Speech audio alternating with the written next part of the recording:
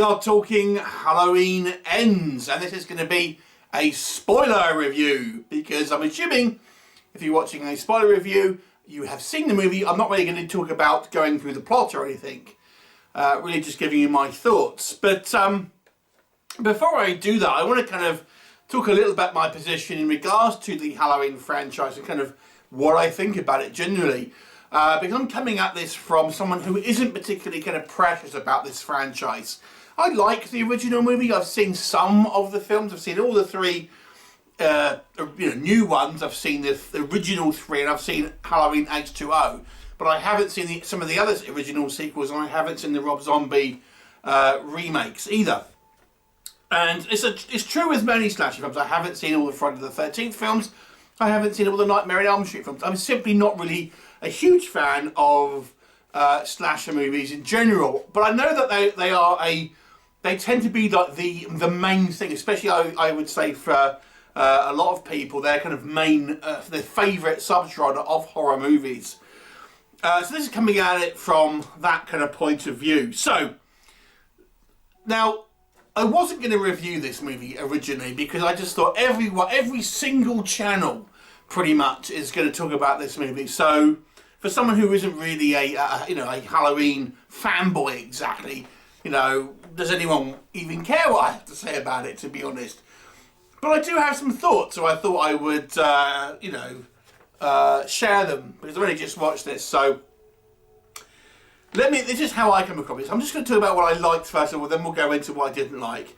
Now, I will say this. Last thing I say before I get into my thoughts. And this is where I feel, and this is why I'm making this video, because I feel that many people are judging this movie based on the movie that they wanted it to be, rather than the film that it is. So it begs the question, how should you review a film? Should you review a film based on your expectations about what you feel the film should have been? Or should you look at the film as it is and base it on its own merits? Because I feel a lot of the time, certainly on YouTube, it's the former, because it's not what people expected. So people aren't kind of looking at this film on its own merits. Hence, because I'm not particularly, as I say, precious about this franchise, I'm more looking at this as a standalone film for its own merit. So I think that gives me that particular kind of take on it. So there you go. So I'm looking at this movie based on its own merits, not because I'm particularly precious about it having all that much to do with the other films. That being said, I will address that. So let's talk about what I liked. I quite liked the fact this movie was a fresh take on the slasher genre. Now, one of the reasons I'm not a huge fan of slasher films, genuinely speaking, is I find them quite samey. It's kind of the same thing over and over again with just a lick of new paint. Oh, it's a different mask, always different weapon. But it's kind of the same.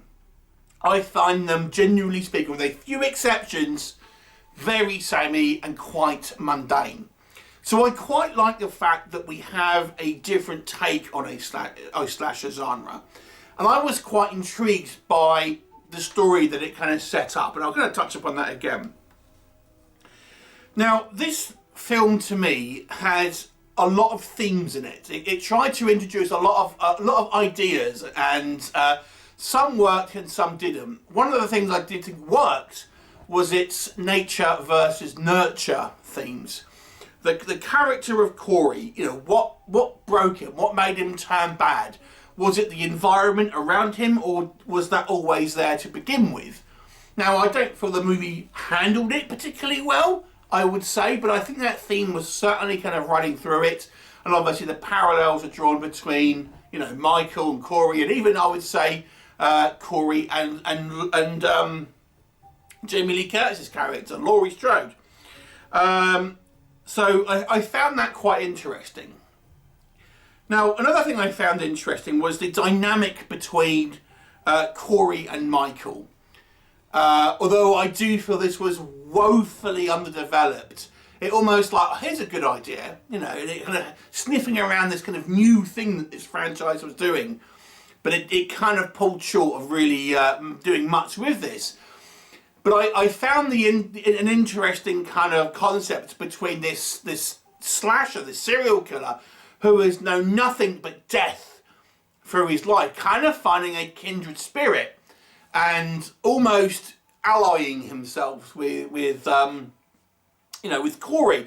Now, we have seen this before. I'm reminded, for example, of Henry, Portrait of a Serial Killer, because he had a kind of a protege, so to speak, in Milo. And when I was watching this, I was thinking, oh, is the film kind of like, are they trying to evolve the Shape character to be no longer Michael Myers and be, you know, like a mantle that's kind of passed on?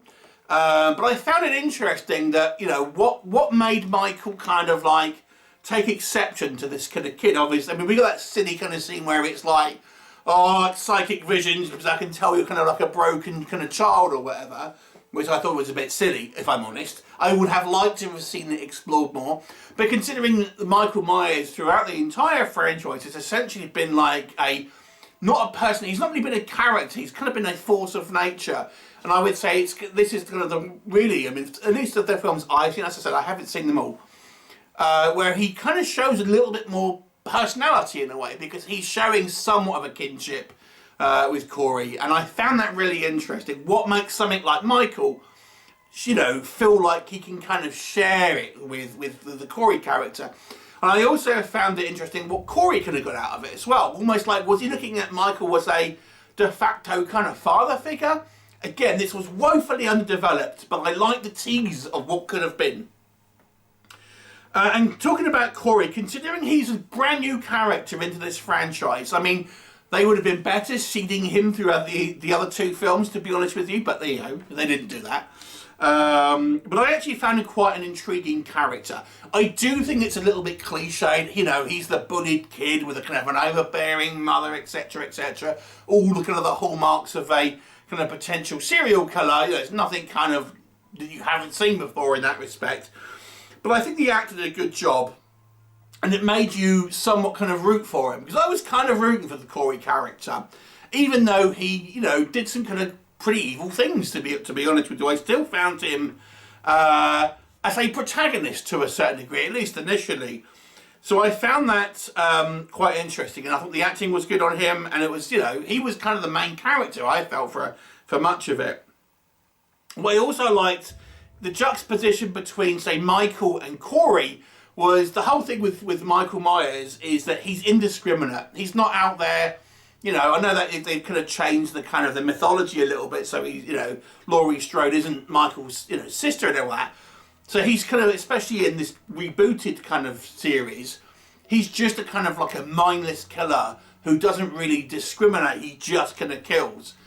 Whilst the Corey version of The Shape is specifically targeting people that he feels that have wronged him. So I found the MO through both of these kind of killers different, which made it interesting. It also made it interesting that they were kind of working together, at least initially, but their methods were similar, but their MO was different, if that kind of makes sense. So I found that two killers, two kind of different kind of mindsets, but they still use the same iconography and things like that. It's almost like a battle for the mantle in a kind of a one way. And I quite like the fact that the movie acknowledges that Michael isn't kind of infallible. You know, in this movie he is seriously weakened, even though it's actually been years since the last kind of attack on him. He still hasn't fully recovered, and therefore it kind of gives him much more of a you know, he's still unbelievable, but somewhat more of a kind of a believable, you know, human aspect that I think the other movies in all the series have kind of like, you know, is Michael Myers supernatural, or is he kind of a serial killer? I mean, he still takes away too much damage for a real person, but I like the fact that at least they address him. He genuinely seems to kind of be wounded in this kind of movie and not up to his full strength. That kind of makes sense when we kind of get to the end and he's kind of, you know, he's fighting kind of Laurie and stuff like that. I thought, you know, the movie was kind of, you know, somewhat kind of well shot and everything like that. I thought some of the acting was okay as well. Now this movie, as we're going to try to get into what doesn't work, was essentially tested really badly. So before this was released, the film studio put out test screenings in it. They came back pretty negatively, So this is why the studio released it on the Peacock channel day and date along with the theatrical release, because they didn't have a lot of faith in it. So they knew that this movie wasn't going to be received particularly kind of well. And, you know, we'll talk about what I didn't like with it. So what I kind of started this thing up with, this review up with, this is clearly not the film that Halloween fans were expecting. And I would suspect that this is going to be the biggest criticism of the majority of people. You know, we don't see anything of Michael until 40 minutes into the movie, and we get sweet nothing really, to be honest, of him that you compare to the other films. Michael was in this significantly less than the other movies, and I'm going to say I even felt Laurie Strode's character was still sidelined in this one as well. She's in it more than the last one, but you know, it's kind of sidelining the two main characters of this franchise. Now, I understand that criticism, you know, and I would say that is something to do with the expectation. And I guess it is a valid criticism, really, if you are kind of expecting it. But I still enjoy this movie more of a kind of a standalone. But maybe I'm in a position to do that because I'm not as, you know, as I say, precious about this kind of franchise than some. But I do totally understand that criticism of the expectation, and particularly the fact that the marketing of this movie made it look like that's the focus of this movie would actually be Laurie versus Michael, which obviously it isn't. So, some critiques other than that. So I think some of the ideas here were strong, but I think some of the execution was piss poor. The dialogue was horrible. Horrible dialogue for a lot of this. I've got to say, the main issue I have with this movie is the script. I think the script is piss poor in certain areas, because it you know, it gives you blue balls on some, and some of the kind of the stuff you'd expect, I think it's handled pretty poorly. Dialogue, especially Laurie Strode. Jamie Lee Curtis is forced to say some real clunkers of lines, and it just doesn't make sense. I'll come on to a little bit some of the kind of some more specifics in a minute, but to me, these characters were so poorly written. They just didn't really seem like real people. Their motivations, their plot trajectory, the kind of what they did, the decisions they made, didn't make a lot of sense. But the actual dialogue for me was maybe the worst, because some of it was so hammy, and just unbelievably trite and unrealistic kind of dialogue. Lots of underdeveloped themes. So I spoke in the positives how I like some of the themes here, but to me this was a missed opportunity in many ways as well, because I felt some things were introduced and it had some ideas and some things that were kind of like either teased or they were started to go there, but then it was kind of either dropped or the execution was kind of piss poor. You know, to give you a couple of specifics, the fact that Laurie becomes suspicious of Corey, that's going to be confusing, isn't it?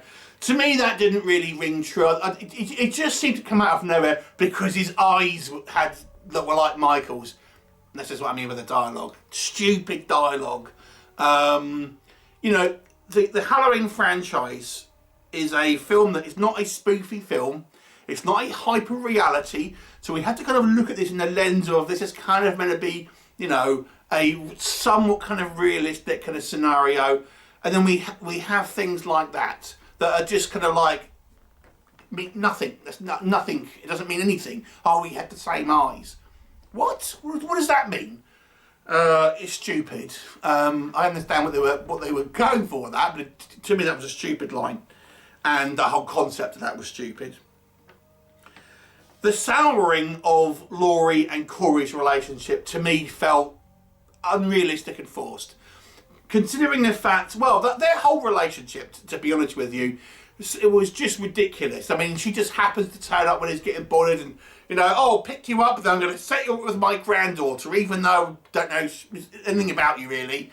But then it just seems to kind of go south really quickly for no real reason, considering that Laurie actually kind of was there for Corey at the beginning. It just seemed like, you know, this looks like it's been chopped. You know, scenes here have been kind of chopped that kind of would have made a bit more sense of it.